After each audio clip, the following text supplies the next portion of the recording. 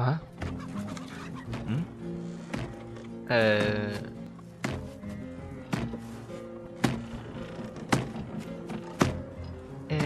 Λοιπόν, πώς πάει το σχέδιο απόδοσης? Καλά. Περίμενε. Μου έρχεται. Ναι.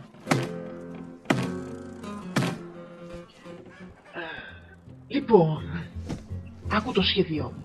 Τα μεσάνυχτα θα αρπάξουμε μερικές προμήθειες, θα κλέψουμε μία από τις βάρκες και μετά θα πάμε πίσω στην Ισπανία μέχρι να πεις Κίμηνο.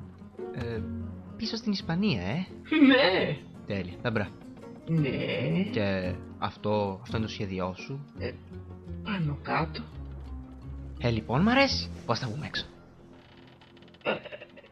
Λοιπόν, τα μεσάνυχτα θα αρπάξουμε μερικές προμήθειες, θα κλέψουμε μία από τις βάρκες και... Τέλεια. Ωραία! Ποιο είναι το δικό σου σχέδιο, Τι έξυπνε? εννοείς? Εσύ είσαι ο τύπος με τις ιδέες. Περίμενε. Έχω μια ιδέα. Δώσ' μου ένα χεράκι. Hey, Αλτίβο. Αλτίβο. Θέλεις ένα ζουμερό μήλο? Έλα να το πάρεις. Θα μου κάνεις μια χάρη πρώτα. Το μόνο που έχεις να κάνεις είναι να μου φέρεις μια λίμα. Ένα μαύρο κομμάτι μέταλλο με γάντζο στην άκρη. Ναι.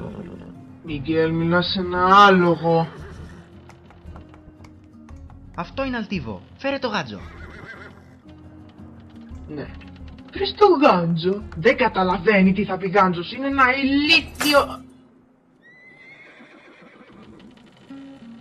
Λοιπόν, αυτό δεν είναι γάντζος.